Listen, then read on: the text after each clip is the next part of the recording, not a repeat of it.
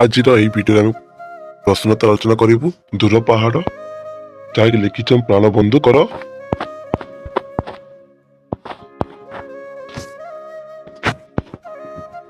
ବିମଲା ବାବୁ ବୀଣାଙ୍କୁ ଢିଙ୍କି ସୋଗକୁ ଗଲେ ବି ଧାନ କୁଟେ କହିବାର ତାତ୍ପର୍ଯ୍ୟ କ'ଣ? ବିମଲା ବାବୁ ନିଜର ପତ୍ନୀ ବୀଣାଙ୍କୁ ବାରମ୍ବାର ଡାକିଲେ ମଧ୍ୟ ଶୁଣି ନଥିଲେ।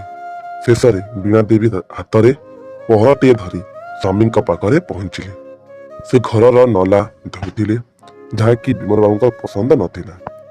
ସେଇଟା ମଧ୍ୟ ଘରର ଏକ କାମବାଲି ବୀଣା ଦେବୀ କହିବାରୁ ବିମଲ ବାବୁ ଟିକେ ଛିଗୁଲେଇ କରି କହିଥିଲେ ଯେ ତାଙ୍କ ବାପ ଘରେ ନଲା ଧୋଇ ଧୋଇ ହାତରେ ପିଣ୍ଡି ହୋଇଥିଲେ।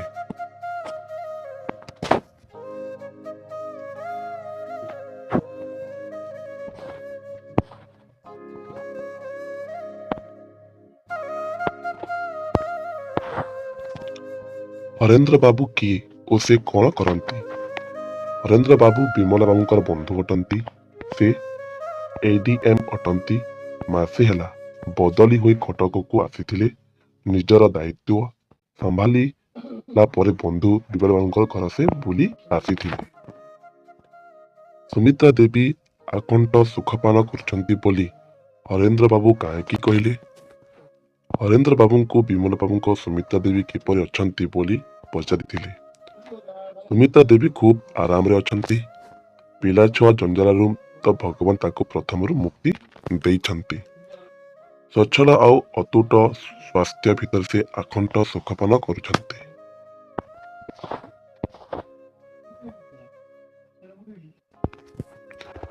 କାରଣ ନଥାଏ କାର୍ଯ୍ୟର ଉତ୍ପତ୍ତି, ଏହା ହରେନ୍ଦ୍ର ବାବୁ ବିମଲା ବାବୁଙ୍କୁ କହିବାର ଉଦ୍ଦେଶ୍ୟ କ'ଣ? ବିମଲା ବାବୁ ନିଜର ପତ୍ନୀ ବୀଣା ଦେବୀଙ୍କ ଉପରେ ଖୁବ୍ ଅସନ୍ତୁଷ୍ଟ ଥିଲେ। ଏପରି ବାହାଘର ହେବାର ଗୋଟିଏ ମାସ ନ ଯାଉଣୁ ସେ ନିଜର ସ୍ତ୍ରୀ ସମାଲୋଚନା ଆରମ୍ଭ କରିଦେଇଥିଲେ। ଏବେ ତ ବିଭାଘର ହେବାର 20 ବର୍ଷ ବିତିଗଲାଣି।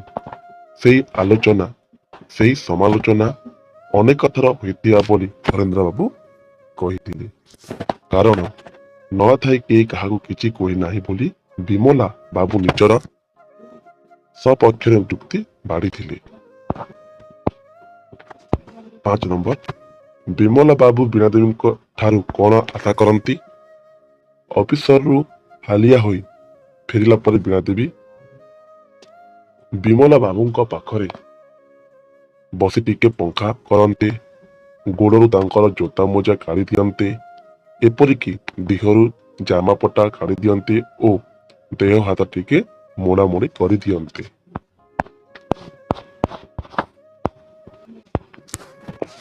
ରାଜୀବ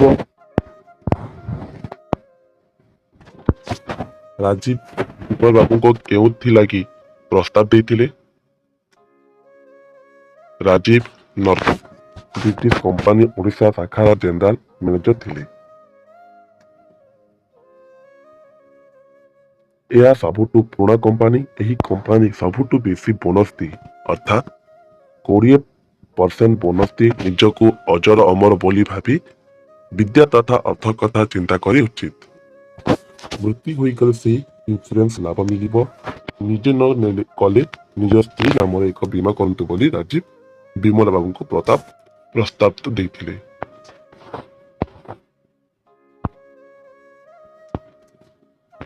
ବିମଲା ବାବୁ ରାଜୀବଙ୍କୁ କି ଉପଦେଶ ଦେଇଛନ୍ତି ଓ କାହିଁକି? ରାଜୀବ ବିମଲ ବାବୁଙ୍କୁ ଗୋଟିଏ ଜୀବନ ବୀମା କରିବାକୁ ଅନୁରୋଧ କରୁଥିଲେ। ମାତ୍ର ସେହି ଜୀବନ ବୀମାର ସ୍ୱାକ୍ଷର ବିମଲ ବାବୁ ଆଦୌ ନଥିଲେ, ବରଂ ଜୀବନ ବୀମାଙ୍କୁ ସେ ଜୀବନ ବୋମା ବୋଲି କହିଥିଲେ।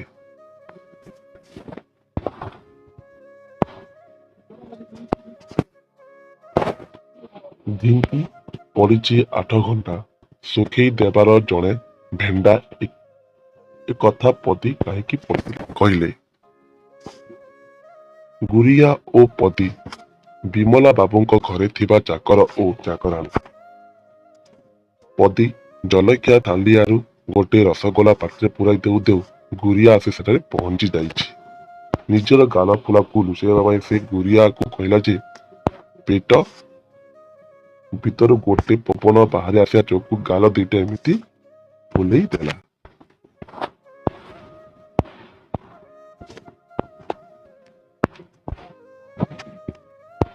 ନଅ ନମ୍ବର, ବିମଲା ବାବୁଙ୍କ ଗୋଡ଼ କାହିଁକି କଟକଟ କରୁଥିଲା? ବିମଲା ବାବୁଙ୍କ ଚାହୁଁଥିଲେ ସ୍ତ୍ରୀ ବୀଣା ଦେବୀ ତାଙ୍କ ଗୋଡ଼ରୁ ଜୋତା ବାହାର କରିଦିଅନ୍ତେ, ନିଜର ସ୍ତ୍ରୀ କିପରି ତାଙ୍କର ସେବା ଯତ୍ନ କରିବେ ସେଥିପାଇଁ ସେ ଏକ ଉପାୟ ବାହାର କଲେ। ଆଗରୁ ଷ୍ଟ୍ରାପ୍ ବାଲା ଜୋତା ପିନ୍ଧୁଥିବାରୁ ତାହା ସହଜରେ ଖସି ଯାଉଛି, ତେଣୁ ସେ ଜୋତା ଦୋକାନରୁ ଯାଇ ଏକ ନୂଆ ଜୋତା କିଣି ଆଣିଲେ, ତାହାକୁ ଜୋର କରି ବାନ୍ଧି ଦେଇଥିଲେ। ଜୋତାକୁ ଆଉ ଖୋଲୁ ନଥିଲେ। ଗୋଡ଼ରେ ଜୋତାର ଫିତାକୁ ଜୋର କରି ବାନ୍ଧିଥିବାରୁ ତାଙ୍କର ଗୋଡ଼ କଟକଟ କରୁଥିଲା। ବିମଲା ବାବୁ ଝିଅ ମୀନା ଆଗରେ କି ଅଭିଯୋଗ କରିଛନ୍ତି?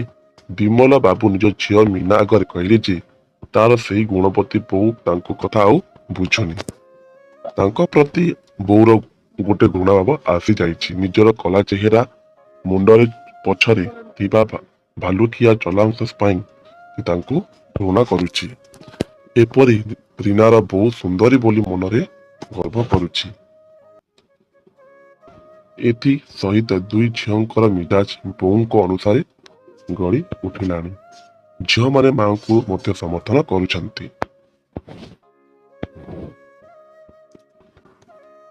ଝିଅମାନେ ବୋଉଙ୍କୁ ସମର୍ଥନ କରୁଛନ୍ତି ବୋଲି ବିମଲ ବାବୁ କାହିଁକି କହିଲେ?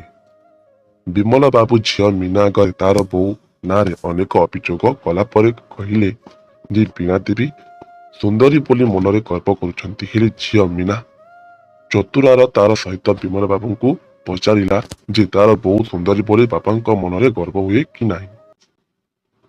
ଝିଅର ଏପରି କଥା ଶୁଣି ବିମଲ ବାବୁ ବିରକ୍ତି ଭାବେ ପ୍ରଦର୍ଶନ କରିବାକୁ ଯାଇ କହିଲେ ଯେ ଝିଅମାନେ ମଧ୍ୟ ତାକୁ ସମର୍ଥନ ନ କରି ତାଙ୍କର ବୋଉକୁ ସମର୍ଥନ କରୁଛନ୍ତି।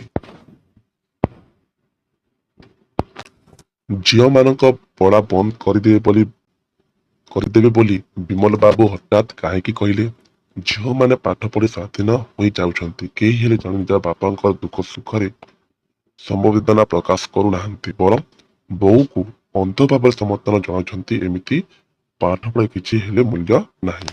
କାରଣ ଯେଉଁ ପଢ଼ାରେ ପତି ପରମ ଗୁରୁ, ପତି ଦେବତା ହିଁ ଶିକ୍ଷା ଦିଆଯାଉ ନାହିଁ, ସେଗୁଡ଼ାକ ପଢି କିଛି ଲାଭ ନାହିଁ।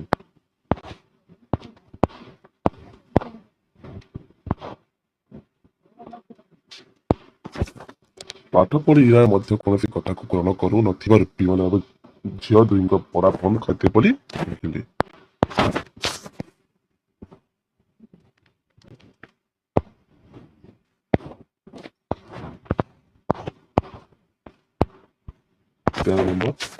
ଉଚ୍ଚ ଶିକ୍ଷିତ ହେଲେ ମଧ୍ୟ ମଣିଷ ନିଜ ପ୍ରକୃତି ସହଜରେ ଛାଡ଼ିପାରେ ନାହିଁ, ଏହା କେଉଁ ପ୍ରସଙ୍ଗରେ କୁହାଯାଇଛି? ବିମଲା ବାବୁଙ୍କ ଧାରଣା ଥିଲା ଯେ ସୁମିତ୍ରା ଦେବୀ ଉଚ୍ଚ ଶିକ୍ଷିତ। ସେ ନିଜର ସ୍ୱାମୀ ହରେନ୍ଦ୍ରଙ୍କର ପ୍ରକୃତି ଯତ୍ନ ନେଉଥିବେ। ଅଫିସରୁ ଫେରିଲେ ଗୋଡ଼ରୁ ଜୋତା ମୋଜା କାଢି ଦେଉଥିବେ। କୋଟ ସାର୍ଟ ଦେହରୁ ବାହାର କରି ଦେଉଥିବେ। ପାଖରେ ବସି ପଙ୍ଖା କରୁଥିବେ। ମାତ୍ର ପ୍ରକୃତ ସୁମିତ୍ରା ଦେବୀଙ୍କ ଚରିତ୍ର ଥିଲା ଭିନ୍ନ ଧରଣର। ମାତ୍ର ହରେନ୍ଦ୍ର ବାବୁ କ୍ଲବ ବାହାରିଲେ ସୁମିତ୍ରା ଦେବୀ ତାଙ୍କ ଜୋତା ମୋଜା କାଢି ଲୁଚାଇ ଦେଉଥିଲେ। ଖାଲି ପାଦରେ କ୍ଲବ ବାହାରିଲେ ସେ ତାଙ୍କୁ ମାଡ଼ି ବସି ଦେହରୁ କୋଟ କମିଜ ଗେଞ୍ଜି ଉତାରି ଦିଅନ୍ତି।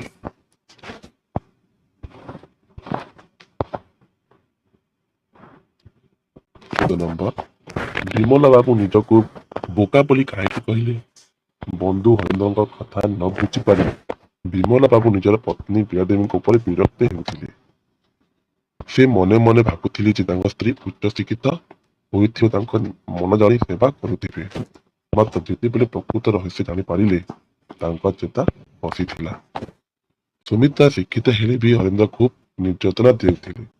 ଏପରିକି ବାହାରେ ରହିବ ଟିକେ ବି ସୁଯୋଗ ଦେଉନଥିଲେ। ବରଂ ହରେନ୍ଦ୍ରଙ୍କର ବୁଲା ରୋଗ ଧରିଲାଣି ବୋଲି ବିମଲ ବାବୁ ଆଗରେ କହିଥିଲେ। ବିମଲ ବାବୁ ଭାବିଥିଲେ ଛାୟା ସଙ୍ଗେ କାୟା, କ୍ଷୀର ସଙ୍ଗେ ନୀର ପରି ହରେନ୍ଦ୍ର ବାବୁଙ୍କୁ ସୁମିତ୍ରା ଦେବୀ ସେବା କରୁଥିବେ।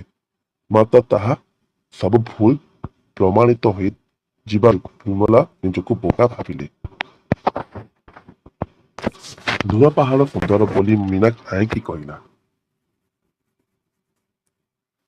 ବିମଲ ବାବୁ ଯେତେବେଳେ ନିଜର ଆଖି ଆଗରେ ସୁମିତ୍ରା ଦେବୀଙ୍କର ଅତ୍ୟାଚାର ଦେଖିଲେ, ସେତେବେଳେ ସେ ନିଜକୁ ବିଶ୍ୱାସ କରିପାରିଲେ ନାହିଁ। ବରଂ ନିଜର ବନ୍ଧୁ ଯେ କେତେ କଷ୍ଟ ଚନ୍ଦ୍ରା ସହୁଛି ତାହା ସେ ମର୍ମେ ମର୍ମେ ଅନୁଭବ କରିଥିଲେ।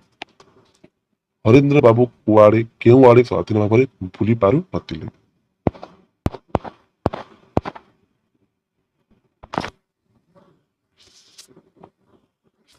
ତାଙ୍କର ଜମା ବିଶ୍ୱାସ ହେଉନଥିଲା ଯେ ସତରେ ସ୍ନେହ ଦେବୀ ଏପରି ହରେନ୍ଦ୍ରଙ୍କୁ କଷ୍ଟ ଦେଉଥିବେ।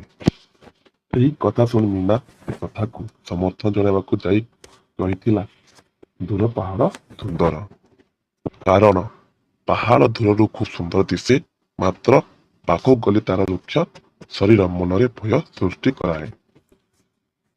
ତା ଦେହରେ ଆଶ୍ରୟ ନେଇଥିବା ସଜନ୍ତୁ ମଧ୍ୟ ମନରେ ଭୟଭାବ ସଞ୍ଚାର କରିଥାନ୍ତି। ଠିକ୍ ସେହିପରି ସୁମିତ୍ରା ଦେବୀଙ୍କୁ ଦୂରରୁ ଜାଣି ବିମଳ ବାବୁ ସୁନ୍ଦର ବୋଲି ଭାବିଥିଲେ, ମାତ୍ର ନିଜ ଆଗରେ ତାଙ୍କର ରୁକ୍ଷ କଥାବାର୍ତ୍ତା ଶୁଣି ତାଙ୍କର ଧାରଣା ବଦଳି ଯାଇଥିଲା। ନମ୍ବର ଏକାଙ୍କିକାର ନାମ ଦୂର ପାହାଡ଼ ରକ୍ଷା ତାତ୍ପର୍ଯ୍ୟ କଣ? ଦୂରରେ ଥିବା ପାହାଡ଼ ସୁନ୍ଦର ଦିଶେ, ଠିକ୍ ସେହିପରି ହରେନ୍ଦ୍ର ବାବୁଙ୍କ ପତ୍ନୀ ସୁମିତ୍ରାଙ୍କୁ ଜଣେ ଭଲ ଗୃହିଣୀ ବୋଲି ବିମଳ ବାବୁ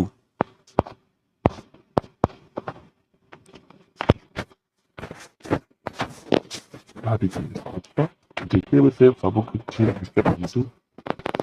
ଠାରୁ ଶୁଣିଲି ନିଜ ଘର ତାଙ୍କ ଲକ୍ଷ୍ୟ କଥାଟା ଅନୁଭବ କଲେ, ସେତେବେଳେ ତାଙ୍କ ଧାରଣା ସମ୍ପୂର୍ଣ୍ଣ ବଦଳିଗଲା।